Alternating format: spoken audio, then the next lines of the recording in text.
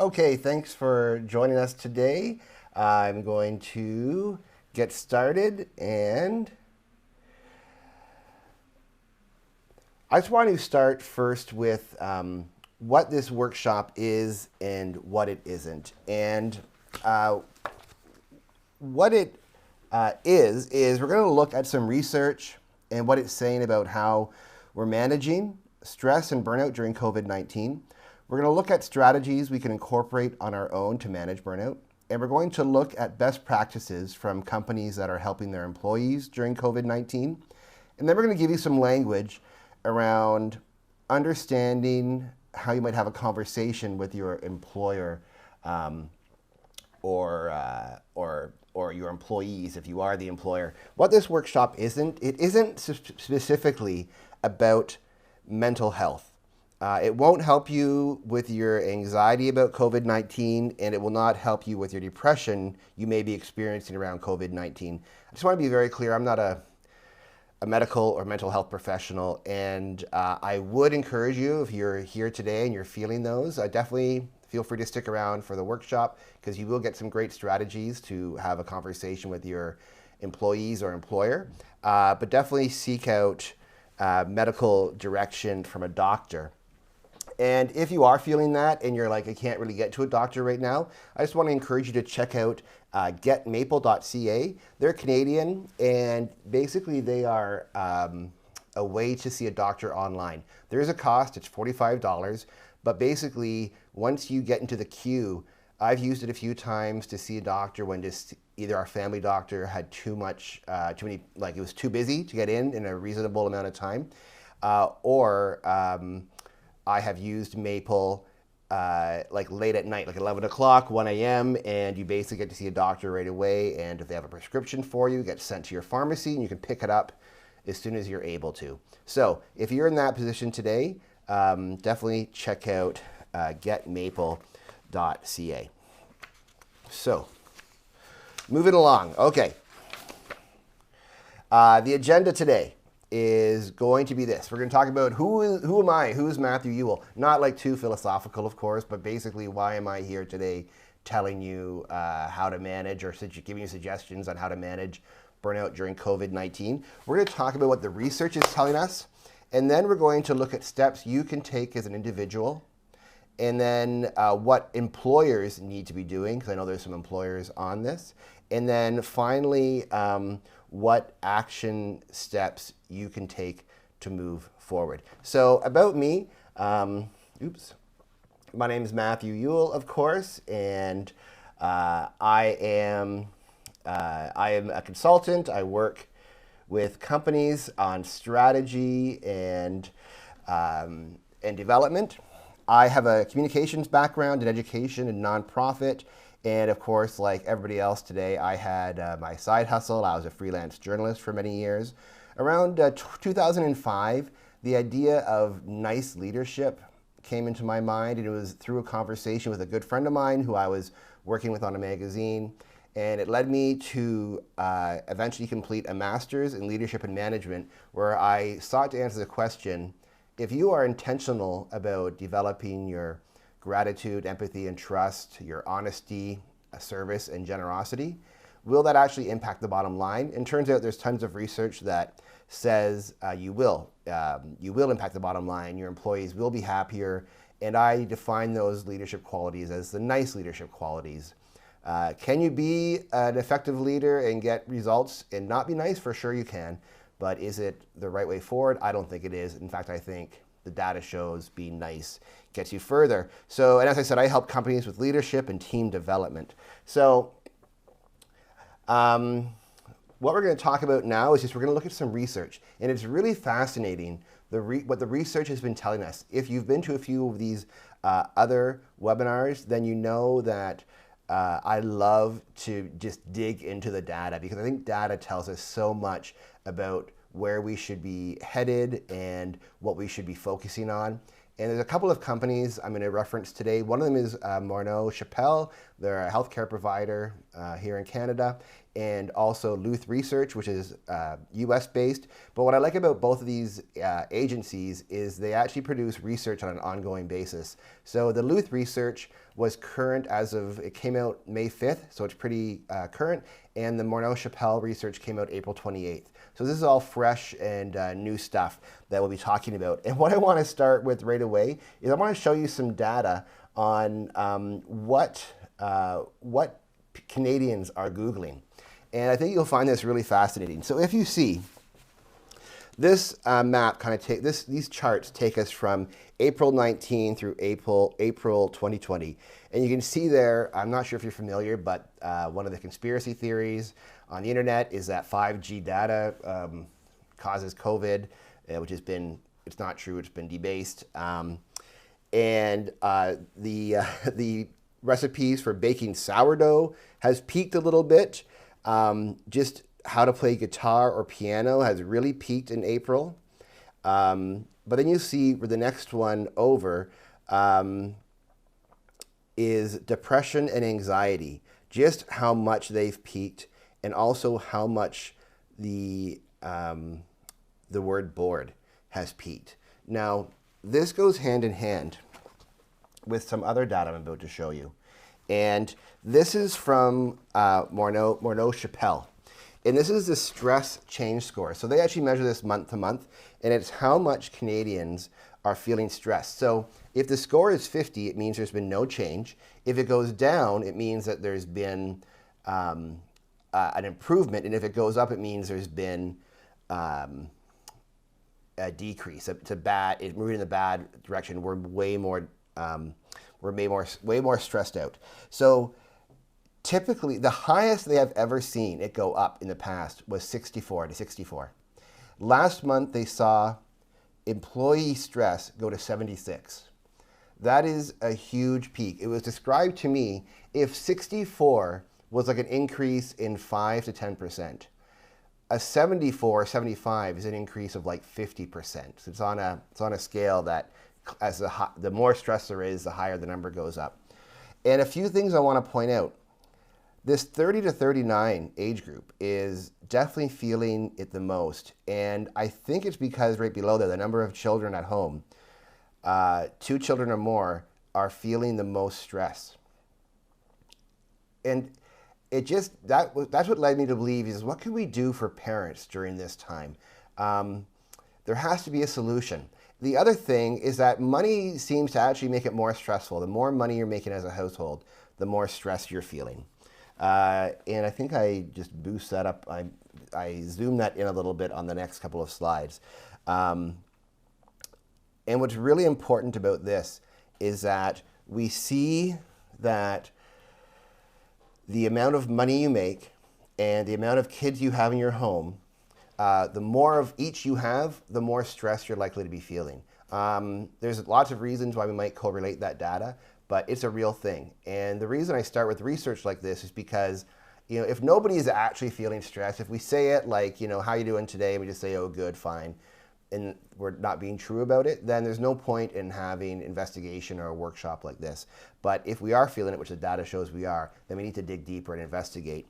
So Morneau-Chappell, the head researcher, said this. I'll quote him. I have it written down here. The size of the change is unprecedented in the 3-year period when the benchmark data was being collected. Typically only seen in the subset of employees who have major life disruption or mental health risk. The largest negative change was seen in the measure of anxiety, followed by helplessness, optimism, and isolation. So what this is saying is typically an increase like this is only felt by people that are having a huge life traumatic experience. And I think this also indicates we'll probably see a lot of change in behavior. If you've been on a few other of these webinars, or if you've worked with me in the past, I'm a big believer in find your why. And I would say to you, your why is usually discovered around the time you're 18 is when it's pretty solid. You may not be able to articulate it, but definitely that's when it was formed, or it's been formed by then. It'll change very little unless you go through a traumatic life experience like a death in the family or a serious injury. I'm curious to see if this acts the same way, and the way we behave, the way we communicate might change as well. So first I want to go into what you can do, because I know it sounds grim. It's not at all, because there's lots of things you can do. And some of them are going to sound pretty simple, and you'll be like, why did I even come to this thing? And that's okay, because the beauty of it is they are simple. So you don't have to, you don't have to do anything super hard or anything that's really beyond your abilities. And the first one is this, and it's going to sound, yeah, you're going to think, what? I want to recommend that you and your partner in your house, if you have one, or you and somebody else, create like an emergency kit and plan for an emergency. If you have to evacuate your house, or even if there's a fire, or if like your water gets turned off, or something larger. You might be saying to me, like, why would I do that? That sounds like it would bring way more stress. Well, the reason you want to do it now is it'll actually give you peace of mind. You're going to be preparing for the worst case scenario, which we are not in right now. I know it feels bad. But when you prepare for an emergency or have a go bag of sorts, it actually gives you peace of mind and calm that you're prepared for what's going to come next. And the research shows us that when you're feeling very stressed, often it's a belief of your inability to control the unknown. And so by creating an emergency kit and having a plan to leave your house if you have to, it actually gives you the sense that you have some control over the unknown. You keep it in your hall closet, you know it's there, and everybody is on board with your plan. The next thing I want you to do is I want you to tell your coworkers and your employer you're taking a day off, an afternoon off, an evening off, an hour off, whatever you feel you need to do. You haven't had one. I'm almost certain that you have not taken any of these things off. And you might be thinking to yourself right now, oh, I can't do that, like everybody's depending on me. It is not this way. It is your continual presence in front of your computer or availability to your employees or employer. It's not true. It's not needed. You can take a day off. You can take an extended long weekend. And if you ask your employer and they say no, just tell them you need to. And you're like, say, well, they're going to fire me. Okay, if that is a real situation, then don't do it. I don't want you to lose your job. However, I'm going to send an email out. There's a great workshop happening later on by, it's not a friend of mine, just somebody that I follow online, Madeline Mann, who is probably the best HR thinker today on how to source and search for jobs. I'm going to send you that workshop, because if your employer won't let you take a day off when you need one, then after this is over, you need to start looking for something new, and she will give you some great heads up on how to do it. The other things I want you to do, and you're going to suggest to me that I'm crazy again, is do things like take a nap, go for a walk, binge a Netflix show, do an online workout, or call a friend. And the reason why you want to do those things is those are things that are just for you. Right now, you're probably feeling like everything you do is for somebody else. You're working. When you take a break, you have to merge into parenting mode, or you're calling your parents or your friends or siblings, and nothing you get to do is just for you. When you take that afternoon off, it's okay to sleep. And you're like, oh, well, my kids. If there's two of you, trade off. Today I'm taking the afternoon off and sleeping, and you're in charge. Tomorrow we're gonna do it the other way. And I know a lot of, when I talk about this with people, they say, oh, I can't do that. And I want to challenge you, like, have you asked? Have you asked your partner at home? Have you asked your employer if this is a possibility? One of the clients I worked with, I was at a meeting on Friday, and I said, oh, okay, we'll just send this over to this person. And they said, oh, they can't, they're on a 4-day weekend. I'm like, whoa, where'd they go? I was so surprised, a 4-day weekend. And I said, where are they going somewhere? They're like, no, they just decided to use some vacation days. And I was like, oh, that's great. Like, and they let them use some vacation days. I think there's probably a fear by employers too. We're going to get to November, December, and either owe a lot of money to people or have mass vacations taken. So they might be actually open to you taking some time just to not do that.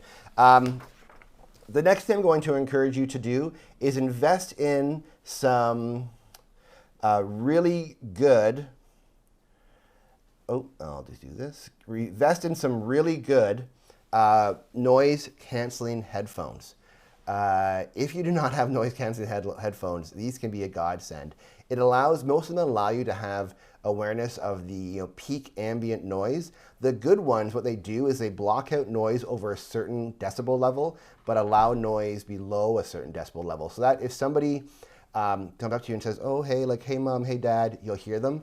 But like the loudness of a television or of like kids playing gets blocked out. So look for a pair like that, and they can range anywhere from like just under $100 to like $500.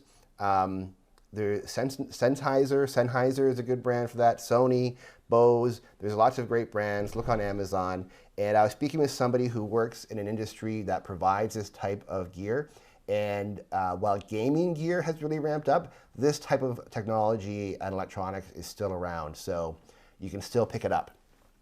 The next thing I want you to do is get together with your friends on Zoom and look for a couple of them, one or two, that can be your support network, and have an agreement with them. So I actually would recommend you find a professional colleague, somebody you work with that you trust, and then a friend that you don't work with, that you can connect with, and you can have an agreement. Hey, listen, can we talk about what's stressing us out, what's bothering us?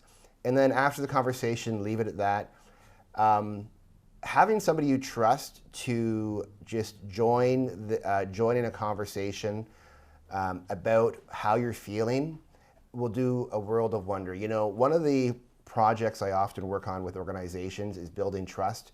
And it's unbelievable that when we talk about building trust in the workplace, we're not talking about trusting so-and-so to do their job or trusting so-and-so to show up on time. What we're actually talking about is that I trust you to share a vulnerability with you about me, and I trust that you won't then turn and use that against me. So if you have a colleague at work that you trust on that level, make an arrangement with them to have a conversation once a week, once every 2 weeks, a check-in. It can be 15 minutes, it doesn't have to be forever. And that will just be a great thing. Oh, my screen stopped there for a second. The next thing, I'm very proud of this next slide. It is be like Ferris Bueller and take a day off. Just take a day off, man. Like, I know I talked about that a few minutes ago, but just being able to walk away from work for a day and turn it off is a great thing. And I don't mean just one day off. I mean every week, choose a day that you turn off and unplug and just ignore your work and et cetera, and let everybody know about it, that this is my day off. A Saturday or a Sunday if you're in a traditional work environment, or another day. And the other thing, the last thing that you can do, and I'm going to share with you via link, is I have a report that I do with employees. Usually it's part of a paid package, but I'm offering it for free right now because I just feel it's what's needed. And it's called the Stress Quotient Assessment. And when you take it, what it does is it gives you it indicates where you're feeling stressed. So for example, you might know you're stressed, but it might be hard to articulate, like, what is it exactly or in particular that's causing me my stress? And I'm going to share it with you. I'd love for you to share it with your organizations as well. Again, it's free through the end of July right now. And oh, it says attempting to reconnect. So we'll see if that's true or not.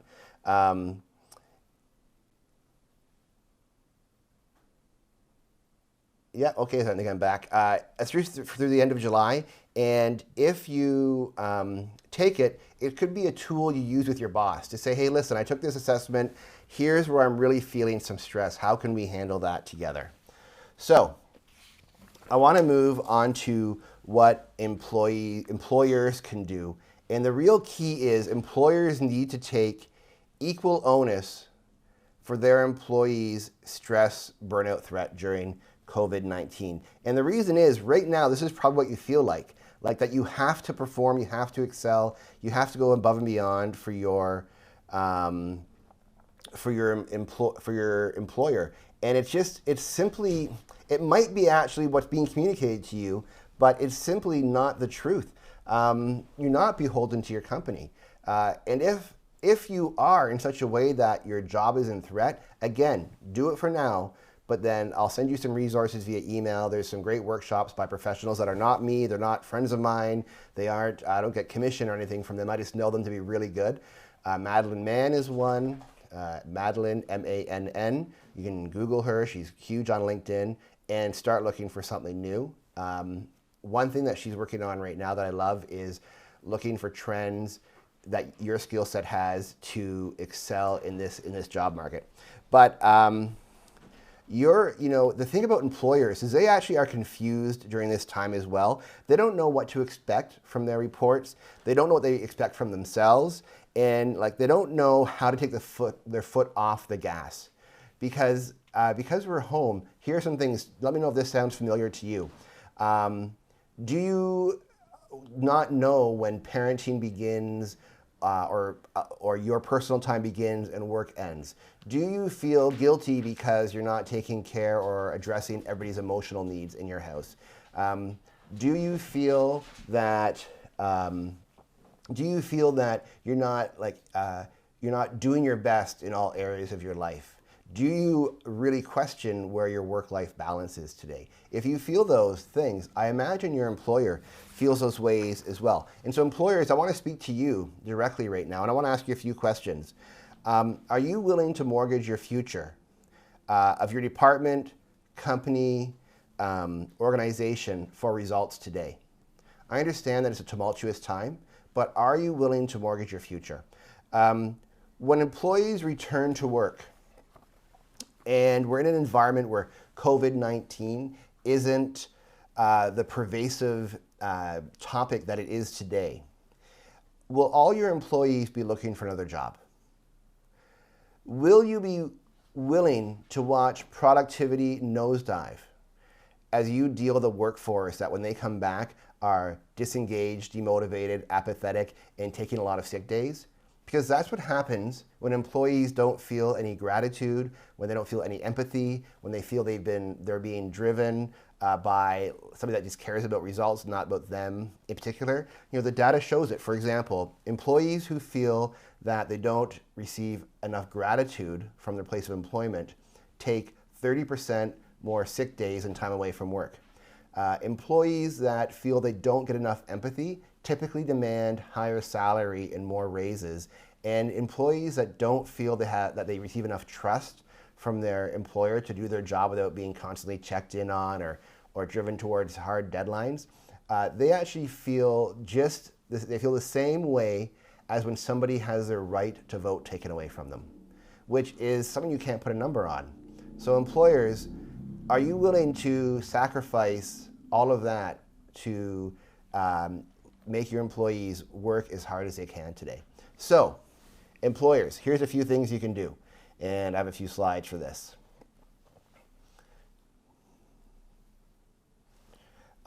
Really start to care about work-life balance. And that's different than just offering personal days today. You have to be intentional. So you need to say to your employees, hey, you've worked every week for 3 months now in a row since January. You haven't even really had a chance to celebrate Family Day. I know Victoria Day is coming up here in Canada, and really it's not like a real holiday. I want you to not work today or next day or take the afternoon off. I don't want to hear from you. Turn your cell phone off, turn your email off. Be really intentional as an employer about giving people space to be good parents, to be good friends, to be good children. Give your employees space to communicate with each other the way they would in the lunchroom. Give your employees space to stop thinking about innovation and about how business will happen in this new world, and just let them do something that's an easy win. The other thing I want you to encourage you to do is, I always pronounce his name wrong. Jim, help me out, Allison. Do you know his name? The guy from The Office, 13 Hours. Kaczynski? Is that his name? Yeah. Oh man, I'm so bad with names. So he started this thing called the Good News Report. And so employers, what can you learn from this? Because it's blowing up on the internet. Start your meetings with some good news. Start your meetings with some news that isn't like, okay, we gotta push through this, or like I'm in a meeting right now where every week the numbers are going down. I mean, that's all it is. But there's still opportunities to look for the positive, not necessarily in those numbers. It's not about spinning the news that is bad. It's about saying, okay, here's this. I was speaking with a lady maybe 3 weeks ago, a client, and she was just going on and on about how like horrible life was. And I didn't know. I said to her, do you have COVID? Like, should you be at the hospital? She's like, oh, no, not that. And I was like, oh, okay, because the way you were speaking was making me worried for you. So employers, imagine how your employees feel if you get on the phone or get on a Zoom call and all your news is just about how we need to work harder, we need to innovate, because if we don't, doom and gloom is coming. If you want a resource for this, you probably know I'm a big fan of Simon Sinek. Read his book, Leaders Eat Last, or just do a Google search, Leaders Eat Last summary. It's been out for a long time. There's lots of great summaries on there and you'll get the vibe. But that is a book that you should read and use as your guide through this pandemic. And the last thing, I'm going to put this up because I want you to understand how important it is. You need to reduce the workload but maintain the pay. And you're probably thinking like, well, that's crazy. I can't reduce the workload and maintain the pay. I'm not suggesting everybody starts working half-time and you increase their pay. What I am suggesting, again, I'll go back to it, is companies that are seeing high morale and maintain productivity today that will most likely carry through the end of this are the ones who are saying to their employees, take a day off, I don't want to hear from you, turn off your email at 5 p.m. I don't care if you only put in 4 hours because you are also parenting for half the day. Those employees are probably the ones that when they come back will work so hard. Do you know how easy it will be to work in an office after this time? So just be intentional about giving your employees a chance to have some time off. So what are some action steps going forward? What can you do right now? Here's a few simple ones. So I want you after this webinar to schedule your next hour, your next half day, your next day off. Take a vacation day, take a mental health day if you have them, a sick day, a personal day, whatever you have, take it. The world's just not going to end if you are not at your desk. Oh, I'm getting a phone call. It's showing up on my iPad where I control the webinar from. Also, commit to taking a day off a week. Commit to it. It's so hard. If you're not used to doing it, it is so hard for you to take that first day off, a Saturday or a Sunday if that's your work schedule, but put your phone away. I'd emailed somebody, I'd made like a video just to encourage them, and I sent it on Saturday morning, and Sunday night I got the text. I said, oh, Matthew, thank you so much for that video. I turn off my phone on the weekend, so I didn't get it until now. And I was like, wow, how does that work out? She's like, I don't miss anything. Like, she might get things she misses, but she doesn't miss it emotionally, right? So, so that's what you can do right now. Also, step 3, reach out to a trusted colleague or a friend and agree to a support system. Have somebody that once a week, once every 2 weeks, you get on the phone or a Zoom call or whatnot, and you just are able to talk about what's frustrating you in a safe place. 2, take the stress quotient assessment, and I'll send it to you if you sign up for this webinar. If I have your email, I'll email it to you after. If you haven't, just visit leadingwithnice.com and get your name on the list for this webinar, and you'll receive it right after it. And use that data to understand how you are experiencing stress and where you're experiencing stress. You might actually not find having the children in your home stressful. What you might be finding stressful is a belief that you are not delivering well enough, or vice versa. And having the words to articulate what it actually is will be really helpful. And then ask to have a meeting about how you can be at your best with your manager, boss, employer. They may not know, right? They may not know that you're feeling this way, and they certainly want you to return to work at your best. So have a meeting with them about how you can be at your best and talk about some of the things you need. I think you might find that that they're more welcoming to helping you be at your best during this time. So for employers, I want to take a few minutes to talk to employers. The first thing is take your foot off the gas. I know things are changing rapidly and all the time. take your foot off the gas a little bit and give your people some breathing room. If that means outsourcing some things you typically did in-house, if that means putting them aside or pausing a project. Speaking to a client last night, they called me at 10 o'clock, and I said, oh, how's this project going that we had worked on 2 weeks ago? He's like, oh, I gave that to somebody else. They're taking care of it. I said, how's this project? He's like, same thing, gave it to them. I just have this one project. And I was so happy for them because they will kill it at that one project. But if they had all three, there's no way it was going to be good. And they gave it to other trusted people in the organization that did have the ability to take on the new workload. Schedule time, half days, days off for your employees. Just do it. If they're not going to do it for them and tell them you don't want to see them. And demand less of them and put it in writing. So we all know what was typically expected of us at the office when we went there. We may not know what's expected of us as we're working at home. You might say, well, the same thing, maybe even more because there's less commute time. Oh my gosh, do you think your employees would feel loyal to you if that was your message? No, put it down in writing what you expect from them. And if it is just the same, then tell them, we expect you to use your commute time to relax, to not be at your computer from 8 to 6, where you only work 9 to 5 in the office. And then finally, reduce their workload and maintain their pay. There's something really important about this that I want to show you, and it's this. Right now, as always, there's three things we want out of our employees. Their time, we want to do it for a good amount of money, and we want the quality to be high. At the office, it's easy for us to contract or rebalance that triangle. When they're not with us, it is very difficult to understand what the limits of this triangle are. Are we pushing out on all 3 points? You probably are, and employees are probably trying to do the same. So you need to make a decision for your employees how you're going to do this and what's important to you. Do you get less time for the same money? Do you get less quality for the same money? Do you pay more money and get time and quality? I don't think that's the best answer, but that could be by paying or outsourcing to somebody else. So that is what, as an employer, I'm going to recommend you do. And finally, I just want to tell you about a resource that I have for you, and it's the Leading with Nice Daily.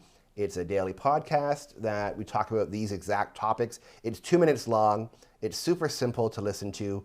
My sister tells me she listens once a week, and she listens to all 5 episodes of a week in one day because we follow the same topic. We are actually coming up, I think it's this Friday, on our 100th episode. And to celebrate, I am giving away 5 Echo Dots. It's really easy to enter. Just go to leadingwithnice.com. There's a banner there. And as somebody who's subscribed to this webinar, you're already entered, but I'd love for you to get more potential for entries. And there's lots of different ways to enter. You can subscribe to the newsletter, you can subscribe to the podcast, et cetera, et cetera. And I would just love to have you along for the ride on the podcast. And I'm also very excited, coming up in June, I'll be launching another podcast, which is long form, where I sit down with leaders that I know and trust and ask them to share their thoughts on leadership. So that concludes today. And I guess just my last question for you is, do you have any questions? Is there anything you would like us to address in these last few minutes? This podcast will be live later on today on YouTube and Facebook. You can watch it again and share it. But if there's any questions now, I'd be happy to take them. And, you know, sometimes there's not questions and I sit here awkwardly, but that's okay. Okay, so what I will say then is thank you very much for joining Leading with Nice today. Thank you for those of you who stuck through, again, some of the technical difficulties I had at the beginning. I need to practice how I do these webinars on Facebook. And again, if you subscribed, or if you sign up for this webinar, you will get a link where you can watch the whole thing. Also, there'll be a link to where you can take the stress quotient assessment, which will be very helpful for you in understanding where you're feeling stress. And also, there'll be some great other tools I'll link to that will help you get through COVID-19 and manage your stress. I'm not suggesting we can totally get rid of stress. I don't think we can do that at any point, but definitely during this time, we need to give ourselves permission to do what's healthy and right for us so that when we return to whatever normal looks like in the future, that we're not coming back to a work that we don't want to be at. We don't want our employees coming back resentful. We want them coming back full of life and full of energy. And you want to be full of life and full of energy. I'll quote the great American philosopher, Eminem. He said wisely once, life is no Nintendo game. There's no resets, there's no do-overs, we don't get extra lives. You want to make sure you take care of this one as well as you can. So friends, thank you so much for joining me today. And I would love to converse with you and talk with you on the podcast and see you via email and at our next webinar and other events. Again, thanks so much. I'll talk to you again. Oops.